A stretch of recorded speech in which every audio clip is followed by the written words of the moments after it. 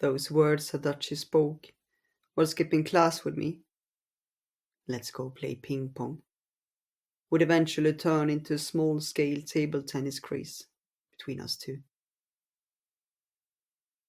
A table and all the necessary equipment, rarely used these days, had been stored on the second floor of the gym. As we obviously couldn't open the large window, it was a little hot and stuffy up there. A green net was stretched across the side that overlooked the first floor. It was there to stop any stray balls from falling down. Likely something from a time when this school still used to have a table tennis club. Sitting on its edge, chatting with Adachi in hushed voices, had been starting to get a little boring, which is why I had agreed to her suggestion. It was the end of October, a time when winter uniforms had already replaced the summer ones, but the weather was still slightly too hot for their long sleeves. The sky was clear, blue, without a single cloud, and gym classes were being held outside. Adachi and I were the only ones using the gym, although without permission.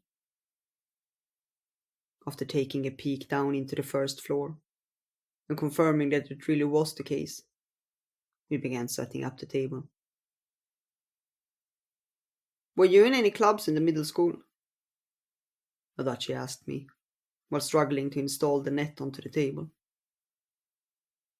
Though the two of us had been skipping class together for a month now, I suppose that school clubs just were something that had never come up. "Yeah, I played basketball. I was pretty into it, actually, and often stayed late practicing shots."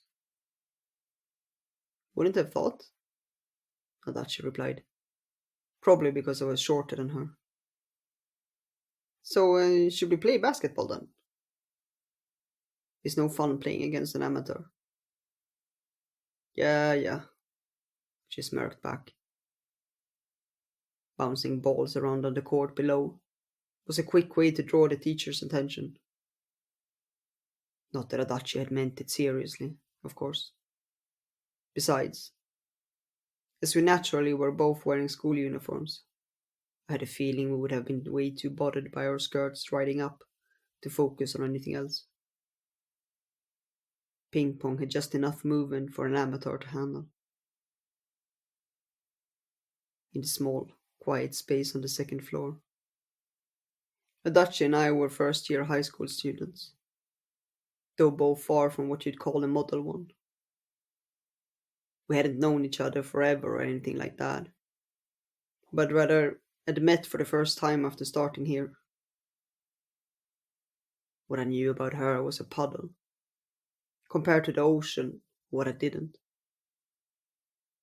Most of those were things that I had no need to know. There wasn't really anything all that adventurous about Adachi's looks. Her hair, a bit on the longer side, had been dyed light brown, but it barely stood out, to the point that you could easily have mistaken it as her real hair color. Her body was slender and generally curveless. Her shoulders were also heavily sloped, leading one to wonder if she even had any. At the same time, as her eyes were confident and her lips thin, the expressions on her face oftentimes looked cold. In truth, however, she was calm, or rather quiet. Though she got angry and laughed like anyone else, not once had I seen her raise her voice. She often wore a silver bracelet around her left wrist. It was perhaps a little too big, and the way it rested on her wrist made it look like she was wearing a thin handcuff on one of her hands. As for me, my hair was dark brown, and anyone could have seen that it was dyed. I also spent longer putting on makeup than Adachi. Though it was pretty ridiculous that a single small earring was all it took for people to treat me like a delinquent. Adachi was still far more popular with the teachers, probably because she was the prettier one, and rarely, if ever, acted defiant. Don't let yourself be deceived, however. That girl was at least 3 times the troublemaker I was, if you wanted proof. All you had to do was to look at the number of days she had actually attended school. Even so, being 3 times as diligent as Adachi wasn't enough to make me an honor student, unfortunately. Our test scores were also in the same range, curiously enough. Adachi had taken off her uniform jacket and tied it around her waist.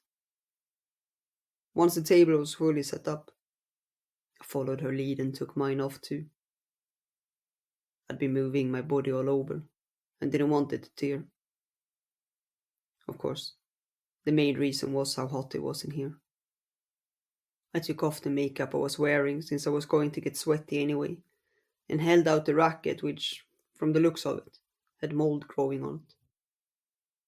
The pink, spotted ping pong ball rested on my palm. Adachi stood facing me, in her left hand holding a racket of her own. Looking at her, I noticed something I had never noticed before. She was left-handed. When did you last play table tennis? Not since 6th grade. We talked while hitting the ball back and forth. This was kind of the vocabulary I hadn't used in ages, and a grin soon formed on my face.